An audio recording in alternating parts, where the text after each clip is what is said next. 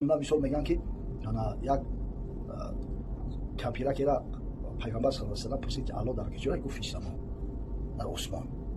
و میگه امام اعظم ابو حنیفه را یک سوال کرد که کسی میگه که همین خدای تعالی را من نمیدونم در کجای، در پایان در بالا.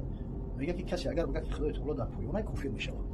این سری گپور هم میورن که از نام امام اعظم که گویا نعوذ بالله امام اعظم ابو حنیفه چم برای پروردگار مکان قرار میداد باشه. اگر کسی سوال کنه عین الله، خداوند در کجای؟ چی بگیم؟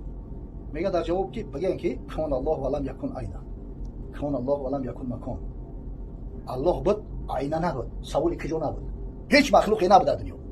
الله بود، مکان نبود، یگان مکان نبود، نه آسمان بود، نه زمین بود، نه عرش بود، نه کرسی بود.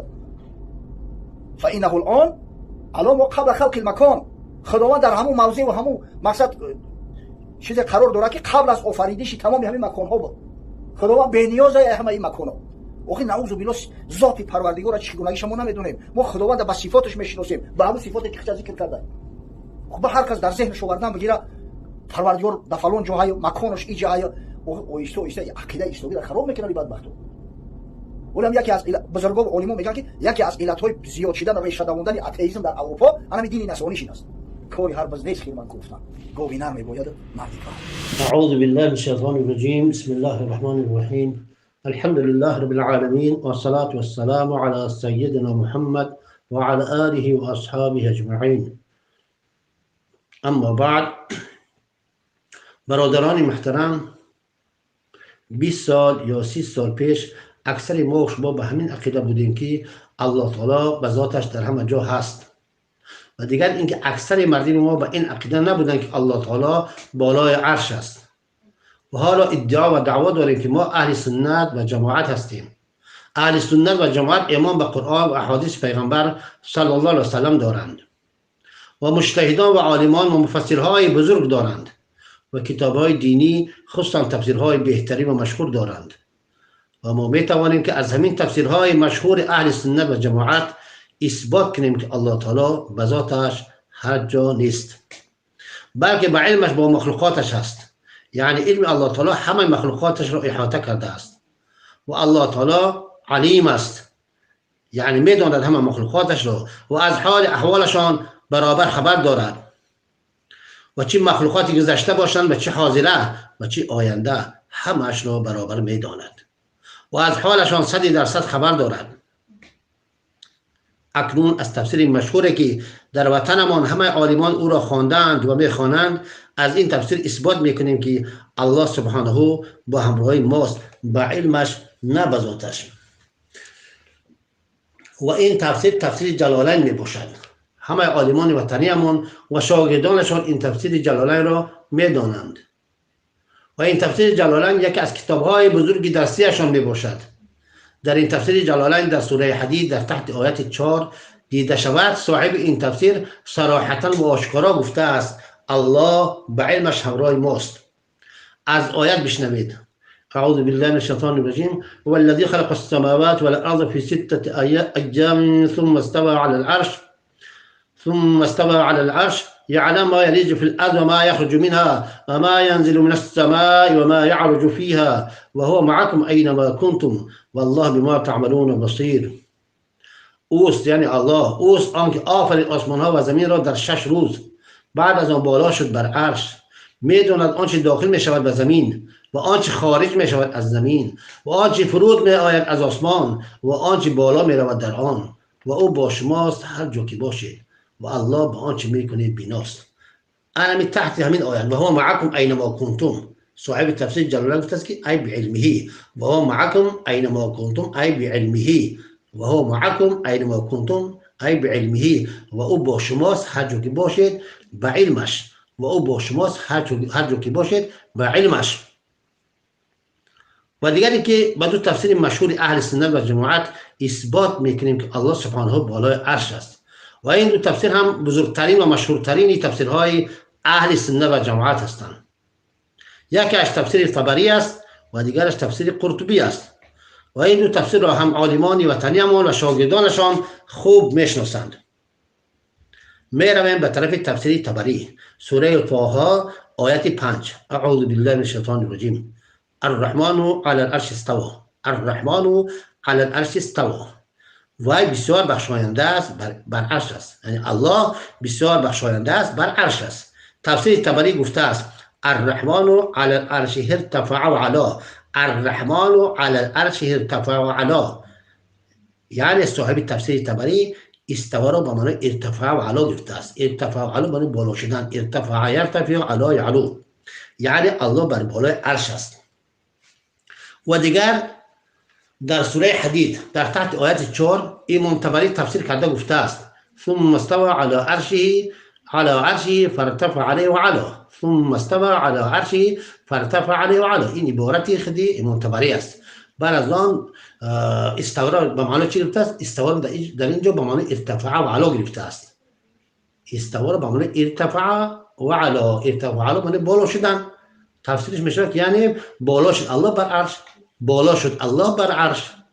و در تفسیر قرطبی در آیت الکرسی در آیت 255 سوره بقره در تحت همین آیت وسع کرسی السماوات والارض، در تحت خود همین آیت از زبان خود صحابی بزرگوار و از جمله امامان صحابه و از بهترین مفسران و عالمان قرآن یعنی عبدالله ابن مسعود رضی الله عنه، از زبان خود همین عبدالله ابن مسعود روایت است که خود همین عبدالله میگوید که الله تعالی بالای عرش است.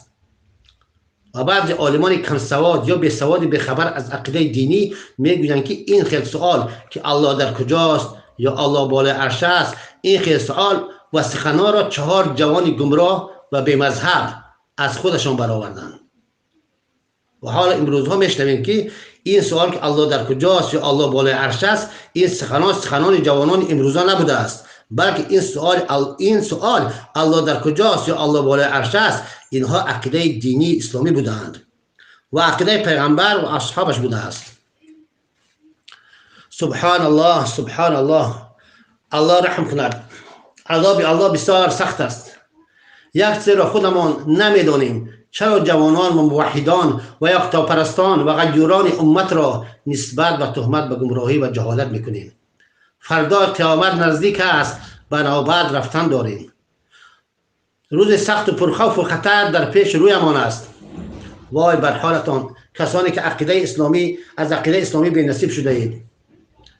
رفته دیگر بازگشت ندارید. از الله بزرگ بترسید و عقیده هایتان را اصلاح کنید که به عقیده های اسلامی همراه فرعون و هامان و ابوجهل ها حشر می شوند. وای بر جانتون، بازم وای بر جانتون. می رویم به طرف قول صحابی بزرگوار عبدالله ابن مسعود رضی الله عنه. قال ابن مسعود رضی الله عنه بین كل السماءين مسيرة 500 عام وبين السماء السابعة وبين الكرسي 500 عام وبين الكرسي وبين العرش مسيرة 500 عام والعرش فوق الماء والله فوق العرش يعلم ما أنتم فيه وعليه. گفته است عبدالله ابن مسعود رضی الله عنه بین هر یک دو آسمان مسافه 500 ساله راه است و بین آسمان هفتم و بین کرسی 500 ساله راه است و بین کرسی و بین عرش مسافه 500 ساله راه است و عرش بالای آب است و الله بالای عرش است. میداند آنچه را که شما در او هستید و بر او هستید. در تحت همین آیت بینید وسع کرسی السماوات و الارض. و باز هم میگوییم که این سخن که الله بالای عرش است سخن جوانان امروزه نیست، بلکه قول الله تعالی و قول رسول الله و قول صحابی است. باز چی گفتنی هستید در برابر این صفت الله پاک که الله بالای عرش است؟ اکنون این را خبر شدیم که عقیده عبدالله این مسعود همین بوده است که الله سبحانه بالای عرش است. و این را خوب بدانیم که عقیده اصحاب پیغمبر صلی الله علیه وسلم عقیده خود پیغمبر است. به شهادت قرآن به آیت آمن الرسول بما انزل الیه من ربه والمؤمنون الی آخره سوره بقره آیت 285. و از الله قهار بترسید و توبه کنید و دیگر نگویید که این بودن الله بالای عرش سخن جوانانی بی مذهبند و از خود برآوردند، بلکه بگویید که این عقیده پیغمبر و اصحابش را به ما مستفیدهای دور از عقیده جوانان با علم و معرفت رسانیدند. خوشا به حالشان. والله این جوانان فخر امت اسلامی اند. والله این جوانان فخر امت اسلامی اند. که در این زمان پر از فساد شهوت جوانیشان را یک طرف گذاشته به طرف توحید و معرفت الله سبحانه در حرکتند. خوشا به حالشان، خوشا به حالتان ای جوانانی با غیرت امت مسلمه. و ابو حنیفه رحمت الله علیه این پیشوای بزرگوار که اکثر مردم مسلمان دنیا در مذهب این امام بزرگوارند، گفته است این امام در کتاب فقه اکبر و در کتاب فقه ابسط و در کتاب الشرح میسر علی الفقهین الاکبر و الابسط، همه این کتاب ها کتاب های حنفی اند. چی گفته است؟ گفته است که الله تعالی بر بالای عرش است و کسی به این عقیده نیست، گفته است ابو حنیفه، آن شخص کافر است. به همه عالمان وطنیمون که حنفیان به عزت الله سبحانه قسمشان میدهم که به تفسیر جلالین و به تفسیر طبری و به تفسیر قرطبی و به فقه اکبر و ابسط و به شرح میسر نظر کرده بخوانند و یقین کنند که الله پاک بالای عرش است. و قول این صحابی بزرگ عبدالله ابن مسعود رضی الله عنه را نادیده نگیرند که عقیده اصحاب پیغمبر عقیده خود پیغمبر است، با گواهی قرآن با آیت 285 سوره بقره. و اکثر علماء حنفی در اثبات مسائل های فقهی از روایت عبدالله ابن مسعود استدلال میکنند. سخن من مختصرا اینجا به آخر رسید.